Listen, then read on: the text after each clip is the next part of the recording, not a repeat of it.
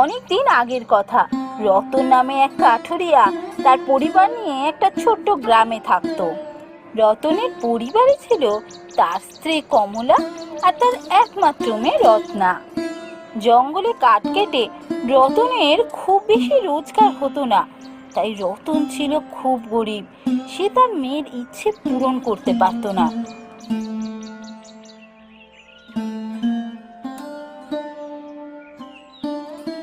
বাবা, ও বাবা, তুমি কোথায় যাচ্ছ? এই তো জঙ্গলে যাচ্ছি রে মা। জঙ্গলে? জঙ্গলে তুমি কি করতে যাও? জঙ্গলে জঙ্গলে তো আমি কাঠ কাটতে যাই। জঙ্গলে কাঠ কাটতে কেন যাও বাবা? জঙ্গলে কেন কাঠ কাটি? জঙ্গলে কাঠ না কাটলে আমরা খাওয়া দাওয়া করবো কি করে?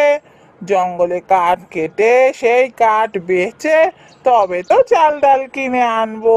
তারপর মা রান্না করবে, তারপর আমরা খাবো সবাই মিলে। তাই বুঝি? তুমি কাঠ বেচে চাল ডাল কিনে আনবে? বাবা, আমার জন্য একটা জিনিস কিনে আনবে গো। জিনিস? কি কি জিনিস বল, আমি চেষ্টা করব। এই কিছু নয় গো, তুমি যাচ্ছ যেখানে যাও তো। এভাবে কথা বলে দেরি করো না। তুমি যাও, ও কিছু চায়নি। দাঁড়াও না, একবার শুনে নি। তেমন কিছু তো নাও বলতে পারে।